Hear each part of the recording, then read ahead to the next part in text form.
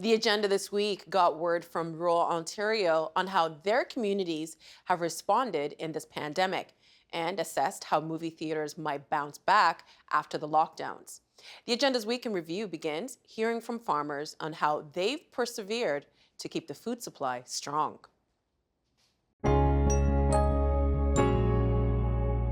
When it comes to farming, how would you describe the events of the past 10 months and what they've done to you? To say that the challenges that our farming community faced would be an understatement.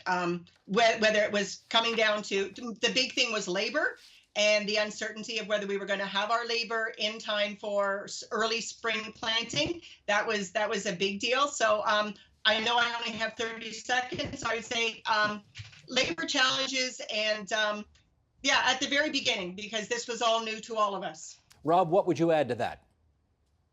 I would suggest that we felt a lot of uncertainty and a lot of volatility in our market. And as proactively as we tried to approach this when the pandemic was announced in March, it just seemed we were faced with one obstacle after the other and a lot of supply chain issues, both on our end and in our input end. Mike, over to you. I think I'd echo what the people have already said. Just like the rest of us, farmers are people too. Just like the rest of us, there was a certain amount of variability in the impact that was felt on the farm, depending on specifically what you were producing. And Sylvain? Well, generally, beyond labor, I think the labor issues were heavily publicized. The one thing that stood up to me is processing. The processing sector across the country was not ready for COVID, and farmers paid for it. There were huge disruptions, whether it's in livestock or in horticulture. It was very difficult for our farmers to cope with the shocks coming from processing.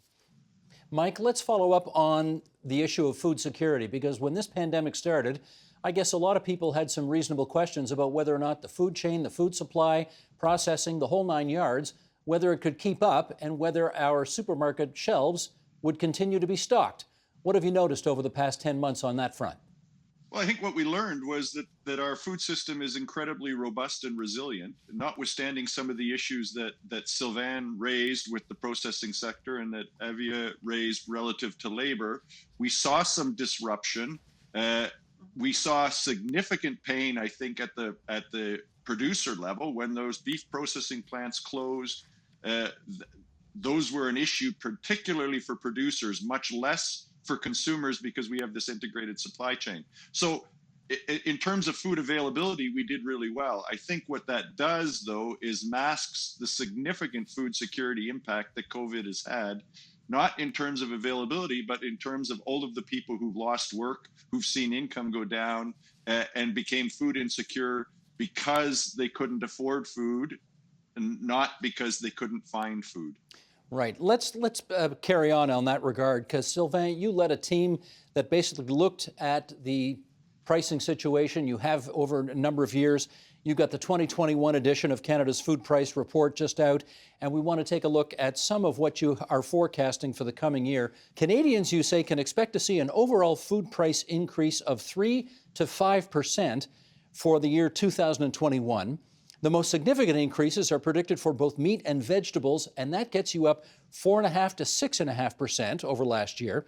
The annual food expenditure is estimated to be almost $700 higher, that's 5% higher, this year for, let's say, the average family of four, and that is the highest forecasted increase since the start of this report more than a decade ago. Sylvain, just get us behind those numbers a little bit. How did you come to them? Well, I mean, we do work with 3 other universities for this report, including Guelph, the University of Saskatchewan, and UBC in Vancouver.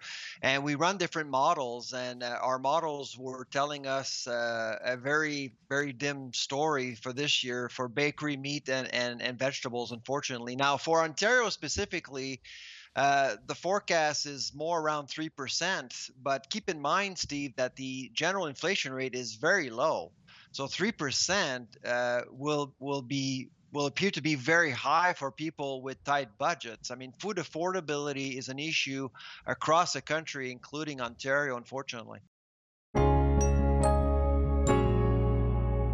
I want to give people a better sense about what COVID-19 has meant to much smaller places. Now, yours is an island of, I don't know what, 5,000 permanent residents or something like that. Has COVID-19 been much of a factor at all over the past year?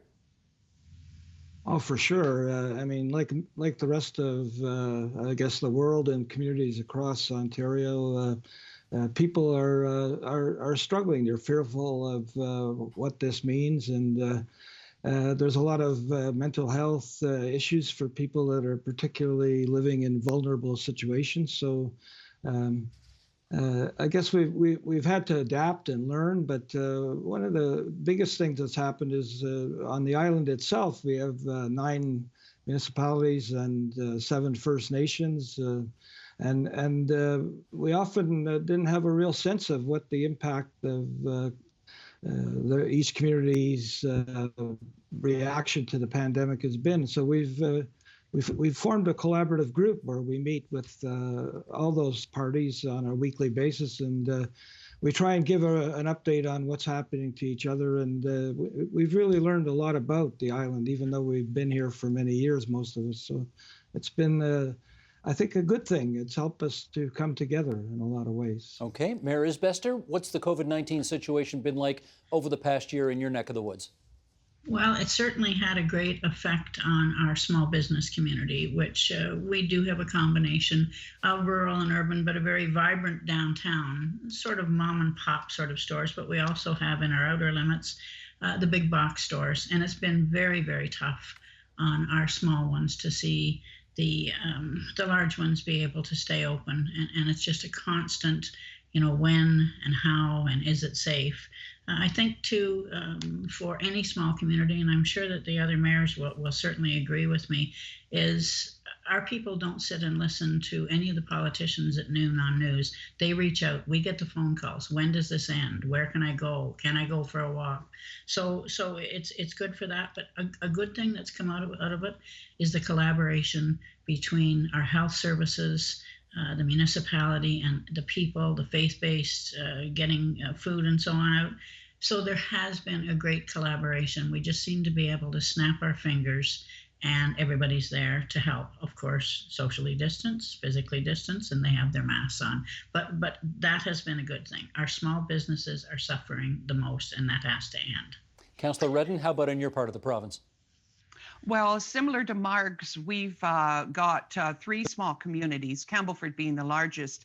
So it's had a great impact on our downtown, initially with the closing of all of our stores and our services.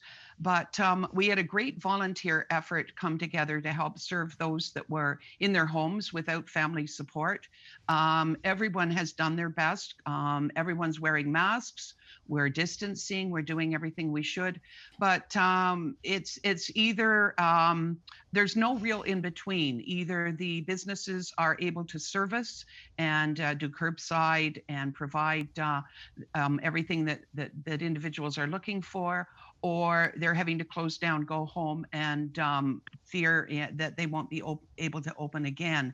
It's a tough time for a small community, and we're doing our best. All right, Dr. Young, what is your biggest public health concern in your neck of the woods?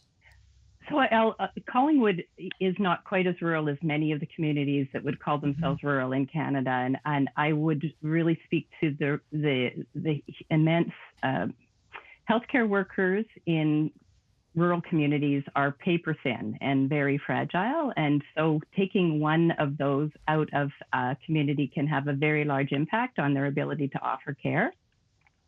For example, some communities might have just 2 X-ray techs, and so if one gets sick, then that one X-ray tech is on 24/7 for their community all the time. If you have a physician who is one of 5 physicians in a community that looks after all those roles and is sick and not able to work for a couple of weeks, then the burden is super high. An obstetrics nurse who is out could close down the obstetric services of a community. So the need to protect communities that are so fragile from the infection is really acute. And so that's, yeah. So I would say that the next wave of our priorities would be to make sure that even though there isn't high prevalence in many of these communities, the fragility of that community's healthcare sector is so high that vaccination for the healthcare communities, those healthcare workers, is really a very, very high priority to protect those communities and the healthcare workers within it. How bleak does it look right now?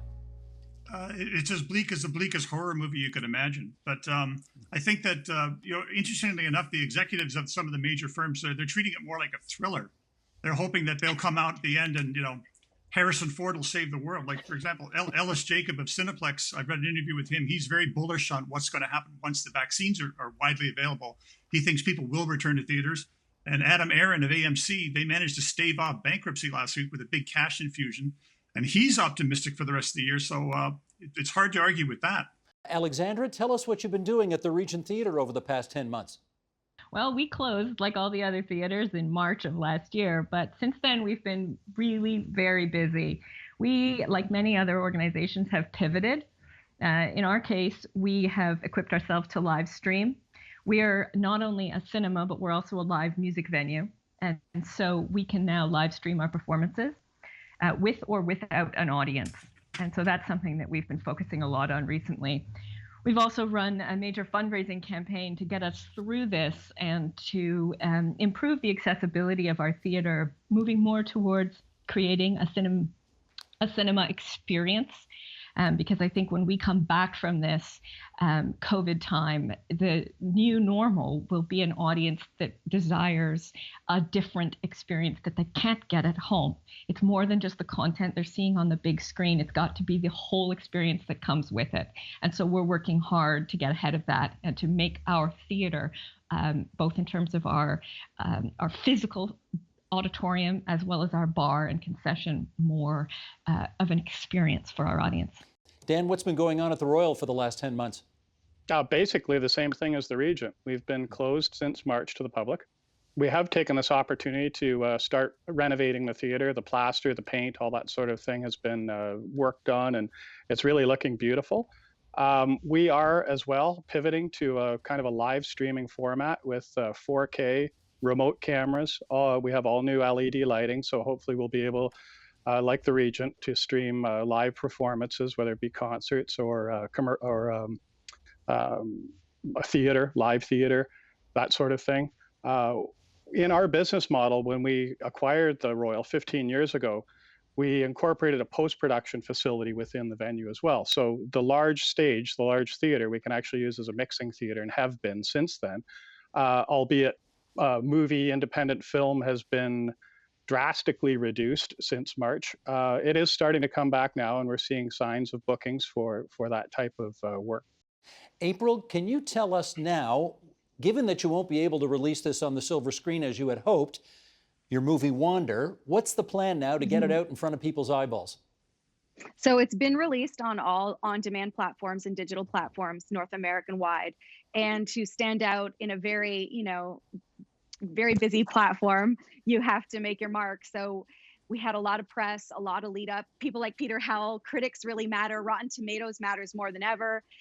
Twitter, Instagram, all the social aspects to sort of get the word of mouth and the buzz going is all we have. So you really have to try to implement new and innovative ways to get your film to stand out on a new platform without the visuals, like, heading into the subway and you see the poster of Wander, that really makes an impact. So how do you stand out in a very, very busy screen world is the next challenge.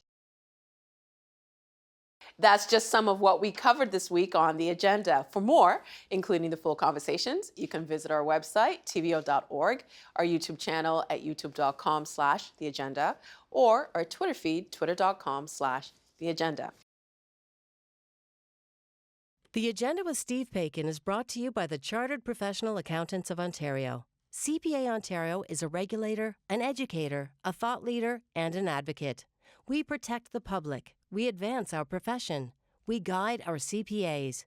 We are CPA Ontario. And by viewers like you. Thank you.